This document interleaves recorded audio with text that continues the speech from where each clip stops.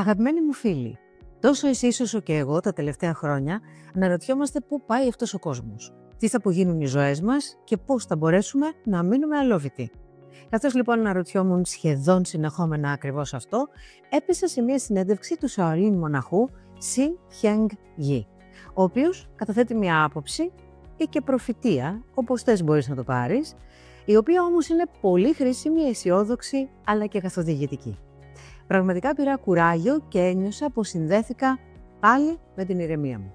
Μείνετε συντονισμένοι, γιατί θέλω να μοιραστώ μαζί σας αυτή την ενδιαφέρουσα ενδυνάμει προφητεία, ώστε να πάρετε κι εσείς κουράγιο, χαρά και να βρείτε την προσωπική σας κατεύθυνση.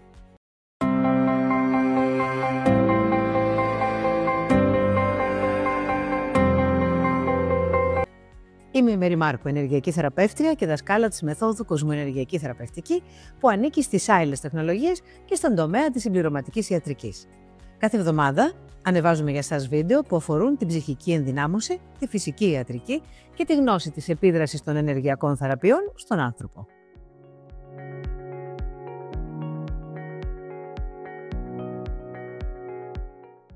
Ρωτά ο δημοσιογράφος. Τι αισθάνεστε σχετικά με το μέλλον και την κατεύθυνση που παίρνει ο κόσμος? Όλη αυτή η ενασχόληση με την τεχνολογία, την τεχνητή νοημοσύνη και τα social media φαίνεται να μας απομονώνει.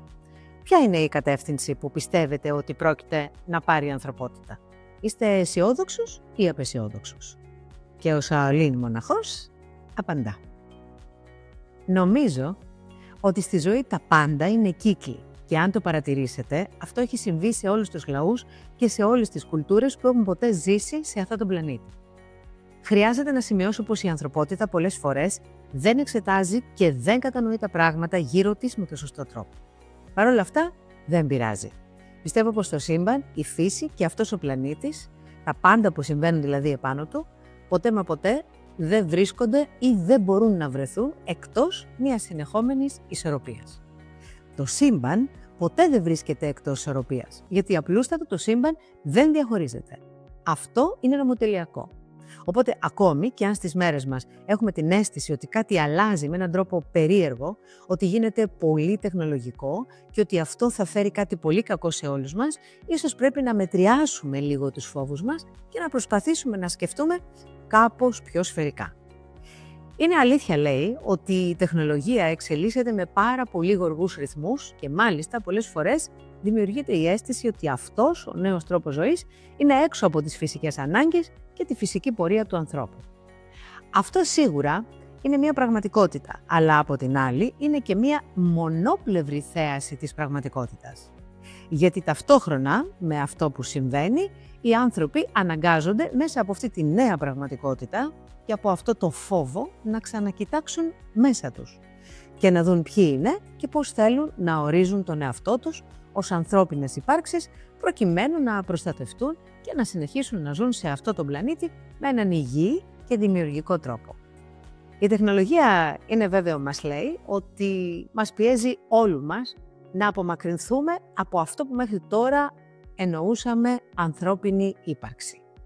Αν κοιτάξεις όμως λίγο καλύτερα, συνεχίζει, βλέπεις με τεράστιες ταχύτητες πάρα πολλοί άνθρωποι να αφυπνίζονται και να συνδέονται όλο και περισσότερο με την ενεργειακή φύση τους και τις πραγματικά μεγάλες ψυχικές και πνευματικές δυνατότητες που έχουν, τις οποίες καλούνται μάλιστα να τις χρησιμοποιήσουν. Βλέπεις πλέον εκατομμύρια ανθρώπων να ενδιαφέρονται για τέτοιου είδους ζητήματα, του τύπου τι μπορώ να κάνω για να μην ξοδέψω τη ζωή μου, να μην πετάξω τα χρόνια μου στη δυστυχία, στο φόβο και στην έλλειψη ή ακόμη να μην πετάξω το ενδιαφέρον μου ανεξέλεγκτα σε αυτή την τεχνολογία που προσπαθεί να με περικυκλώσει. Και έτσι έχουμε το φαινόμενο ότι όσο η τεχνολογία αναπτύσσεται πάρα πολύ γρήγορα από τη μια μεριά, από την άλλη μεριά επίσης να αναπτύσσεται το ίδιο γρήγορα και η ανθρώπινη πνευματική εξέλιξη. Οι γνώσεις δηλαδή και οι νέες διανοητικές δυνατότητες που μπορεί να έχει κάποιος ώστε να τις χρησιμοποιήσει για να κατευθύνει τη ζωή του όπως αυτός θέλει. Σε αυτή την περίοδο λοιπόν, αυτό που κυρίως αναπτύσσεται, πιστεύει ο μοναχός στον καθένα μέσα του, είναι μια πολύ βασική ερώτηση. Σε ποια πλευρά στέκεσαι? Βέβαια, μπορεί να πει κανείς ότι ίσως δεν μπορώ να δω σε ποια πλευρά στέκομαι ή πού θέλω να σταθώ. Γι' αυτό είναι εντάξει. Οπότε εν τέλει θα απαντούσα, λέει, ότι δεν είμαι ούτε αισιόδοξος ούτε απεσιόδοξος. Η οπτική μου είναι ότι μια καινούρια διαφορετική εμπειρία πρόκειται να έρθει στον πλανήτη για όλους μας. Δεν έχει σημασία ποιο τρόπο θα διαλέξεις για να τη βιώσεις.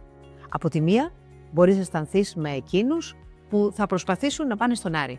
Από την άλλη μπορείς να έρθεις με εκείνους που θα κοιτάξουν βαθιά μέσα στην ψυχή τους και στο πνεύμα τους και θα δουν πώς μπορούν να κολυμπήσουν στον αιθέρα, στον αόρατο πνευματικό κβαντικό κόσμο και να πραγματοποιήσουν στον υλικό αυτά που χρειάζονται. Ειδικά λοιπόν αυτούς τους καιρούς, ό,τι και να διαλέξεις είναι ok. Και θα είναι απλώς μια εμπειρία, η οποία ίσως και συνδυαζόμενη θα οδηγήσει την ανθρωπότητα στο επόμενο της βήμα, επειδή η ζωή μας είναι στα πρόθυρα μιας πολύ μεγάλης αλλαγής.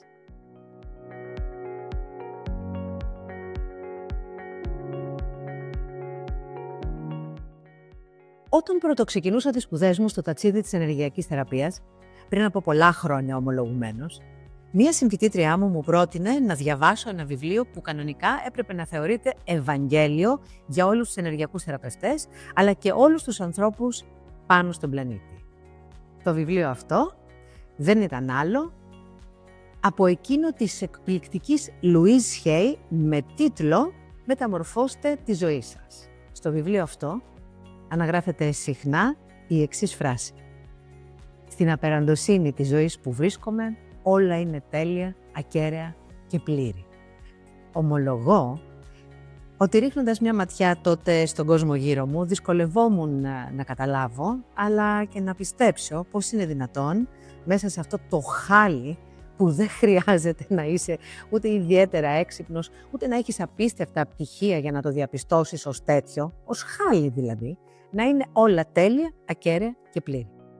Κι όμως, λίγα χρόνια αργότερα και εντρυφώντας ουσιαστικότερα τόσο στο εσωτερικό της ψυχής μου, όσο και στη γνώση του πώς λειτουργεί το σύμπαν και πώς δονείται, η αλήθεια είναι ότι αν καταφέρουμε έστω για 2 ώρες να σταθούμε πέρα από τους φόβους μας, τις επιδιώξεις μας και τις προσδοκίες μας, και αν μπορέσουμε να μετρήσουμε τις ευλογίες που έχουμε στη ζωή μας και που κάθε μέρα αδιαφορούμε για αυτές, γιατί τις θεωρούμε αυτονόητες, και αν επίσης μπορέσουμε να μην αντιστεκόμαστε, παρά να αποδεχτούμε τη ροή της καθημερινότητας και να αφήνουμε να περάσει κάθε φορά κάτι που δεν λειτουργήσε όπως θα επιθυμούσαμε και να ανασχεδιάσουμε κάνοντας υπομονή, εμπιστευόμενη τη ροή και το σχέδιο της ζωής, τότε πραγματικά θα καταλαβαίναμε πως ναι, το σύμπαν δεν κάνει λάθη. Δεν χάνει το βηματισμό του, δεν έχει αμφιβολίες, δεν διαχωρίζεται, δεν εγκαταλείπει την εξελικτική του πορεία και ποτέ μα ποτέ δεν αφήνει ακάλυπτο κανένα από τα δημιουργήματά του. Και τότε θα μπορούσαμε όχι μόνο να διαπιστώσουμε, αλλά και να νιώσουμε πως τα πάντα είναι τέλεια, ακέραια και πλήρη. Γιατί όπως και να το κάνουμε, όταν κάτι δεν λειτουργεί, δεν υπάρχει περίπτωση να είναι στραβός ο γυαλός, αλλά μάλλον εμείς στραβά αρμενίζουμε. Οπότε ας προσπαθήσουμε να μην επιτρέψουμε στον εαυτό μας να συμμετέχει στον καταιγισμό συνεχόμενων αρνητικών και φοβιστικών ειδήσεων και πληροφοριών, αλλά να στραφούμε μέσα μας και να αποφασίσουμε ποιοι θέλουμε να είμαστε και τι θέλουμε να κάνουμε. Και όλες οι πράξεις μας να υποστηρίζουν αυτό το σκοπό. Όσο περισσότεροι άνθρωποι καταφέρουν να λειτουργήσουν με αυτόν τον τρόπο, θα μπορέσουν να στείλουν το σήμα τους στο σύμπαν, στο Matrix, στο μορφογενετικό πεδίο. Και έτσι το μέλλον της ανθρωπότητας θα γραφτεί μέσα από τις σελίδες του παρόντος. Γιατί? Γιατί πάντα έτσι γίνεται. Μόνο που οι περισσότεροι από εμάς δεν το γνωρίζουμε καθόλου ή το ξεχνάμε πολύ εύκολα. Επειδή το σύμπαν λοιπόν έχει ατελείωτο χρόνο μπροστά του, αλλά εμείς όχι, θα πρότεινα αντί να επιτρέπουμε στον εαυτό μας να κατακλείζεται από φόβους, ανασφάλειες και ειδήσεις που αφορούν το δυσίωνο μέλλον, λες και αυτοί που τις ανακοινώνουν είναι προφήτες και ξέρουν σίγουρα τι θα συμβεί, να αναλάβουν την ευθύνη, να ασχοληθούν με τη ζωή μας και να κάνουν πράξεις που θα μας βοηθήσουν κάθε μέρα να είμαστε όλο και πιο συντονισμένοι με το σκοπό μας, όλο και πιο συντονισμένοι με τη χαρά μας, όλο και πιο συντονισμένοι με τους δημιουργικούς μας στόχους. Αφήνοντας τα υπόλοιπα στο ενεργειακό πεδίο που έτσι κι αλλιώς είναι και το μόνο αρμόδιο μιας που πάντοτε αυτό είναι που γράφει και που λέει την τελευταία του λέξη. Αγαπημένοι μου φίλοι, ακόμη ένα βίντεό μας ολοκληρώθηκε. Αν βρήκατε χρήσιμο αυτό που είδατε, μοιραστείτε το με τους φίλους σας για να πολλαπλασιάζετε η δύναμη των θετικών ανθρώπων πάνω στη γη. Όσοι είστε καινούργοι, κάντε μια εγγραφή και πατήστε το καμπανάκι για να σας έρχονται οι ειδοποιήσεις.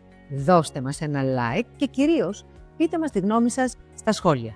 Μέχρι την επόμενη φορά, να προσέχετε τον εαυτό σας και να σκέφτεστε έξω από το κουτί. Διαφορετικά, θα παραμείνετε μαντρωμένοι σε ένα σφιχτό, πιεστικό και κακάσκημο κοστούμι.